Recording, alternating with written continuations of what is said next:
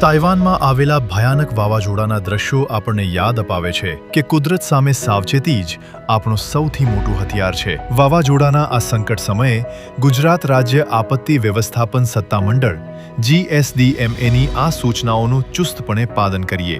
શું કરવું? વહીવટી તંત્ર અને હવામાન વિભાગની અધિકૃત માહિતી પર જ આધાર રાખો. આપાતકાલીન કિટ સજ્જ રાખો, જેમાં બેટરી ઓપરેટેડ ટોર્ચ, રેડિયો, જીવન રક્ષક દવાઓ અને પીવાનું શુદ્ધ પાણી અચૂક હોય. ઘરના બારી બારણા બંધ રાખો અને સાવચેતીના ભાગરૂપે મેઇન પાવર સ્વિચ તથા ગેસનો વાલ્વ બંધ કરી દો. શું ન કરવું? તોફાન શાંત પડતું જણાય તો પણ સત્તાવાર જાહેરાત ન થાય ત્યાં સુધી બહાર નીકળવાનું ટાળો. જર્જરિત ઇમારતો, ભયજનક વૃક્ષો કે ખુલ્લા વીજ તારની આસપાસ આશ્રય ક્યારેય ન લો. સોશિયલ મીડિયા પર ફરતા ભ્રામક સમાચારો કે અફવાઓથી દૂર રહો અને ગભરાટ ન ફેલાવો. કોઈ પણ કટોકટીમાં સ્ટેટ કંટ્રોલ રૂમ 1070 અથવા જિલ્લા કંટ્રોલ રૂમ 1077 પર સંપર્ક કરો. ગુજરાત રાજ્ય આપત્તિ વ્યવસ્થાપન સત્તામંડળ GSDMA દ્વારા જનહિતમાં પ્રસારિત.